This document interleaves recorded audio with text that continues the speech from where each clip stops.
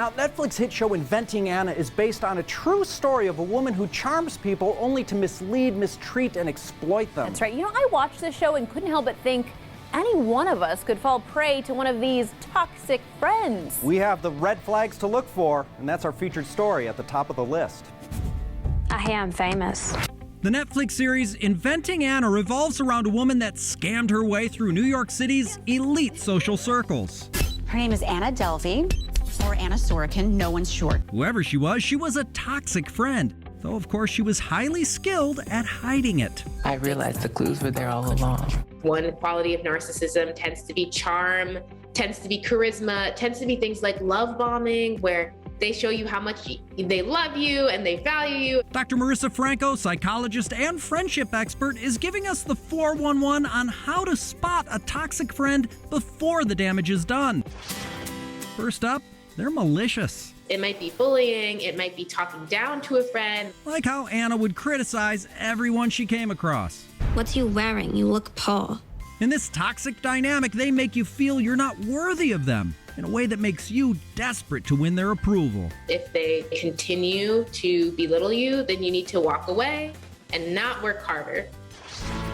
Our next toxic trait, they aren't a cheerleader. They don't mirror your joy. In fact, they try to bring down your joy. Research shows that having someone mirror our joy is even more important to our satisfaction in our relationships than whether people show up when we're in pain. To building something special. When a friend brings us down, what that indicates is there's this problem. If a friend isn't celebrating your victory, they could be resentful or jealous. And with friends like that, you don't need enemies. Next up, they're selfish. A friend is like, come to my dance recital, and you're like, I'm sick, I can't come. And that friend says, you're an awful friend. You know, you abandoned me. Not considering that you are not functioning at your best, they just want you to show up for them. But when it's time for them to show up for you, they don't come through, and they somehow turn you into the problem. Give me back that money, please. Why are you being like this? So dramatic. All of us deserve relationships of reciprocity, where we are intentional about giving to our friends, but we're also cultivating friendships with people that are also willing to give to us.